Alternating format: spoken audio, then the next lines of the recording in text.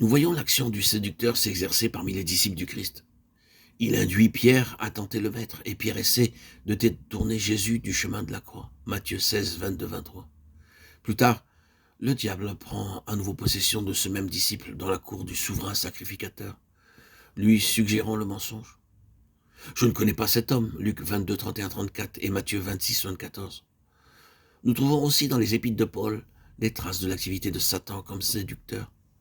L'apôtre y fait allusion aux faux apôtres ouvriers trompeurs, à Satan qui se déguise en ange de lumière et à ses ministres qui se déguisent en ministres de la justice. 2 Corinthiens 11, 13, 15. Enfin, dans les lettres aux églises que dicte le Seigneur glorifié à son serviteur Jean, il est question de faux apôtres et de fausses doctrines, d'une synagogue de Satan composée de ceux qui ont été séduits et des profondeurs de Satan qui existent au sein de l'Église. Apocalypse 11, 24. Alors, le voile est totalement levé. Et la révélation de Satan et de sa puissance qui s'oppose de façon constante à la puissance de Dieu et à celle de Christ est donnée à l'apôtre Jean.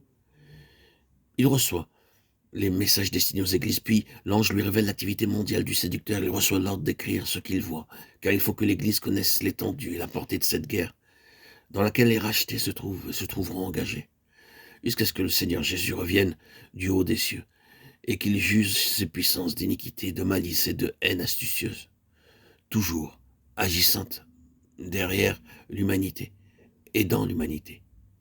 En lisant l'Apocalypse, il est utile de se souvenir que la hiérarchie de puissance satanique qui nous y est décrite existait déjà à l'époque de la chute.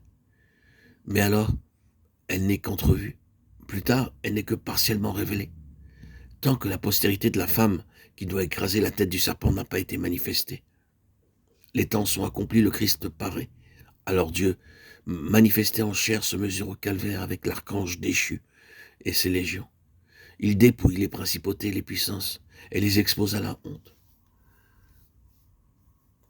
Il se dégage des masses ennemies, armées ténébreuses, accourues de tous les points du royaume de Satan. Il les chasse. Il est vainqueur. Colossiens 2,15.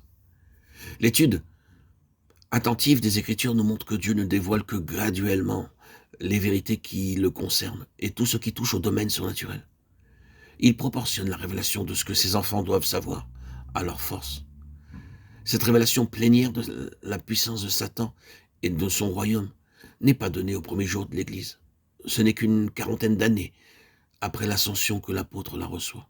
Sans doute, il était nécessaire que l'Église de Christ s'appropriât d'abord les vérités fondamentales révélées à Paul et aux autres apôtres, avant qu'il fût possible de lui dévoiler l'étendue et la portée de la guerre commencée contre les puissances du mal, où elle était déjà entrée. Quelle que soit la raison du délai, il est frappant de constater que le dernier apôtre est choisi vers la fin de sa vie pour transmettre à l'Église le message de guerre. Guerre qui ne se terminera qu'avec la destruction de Satan.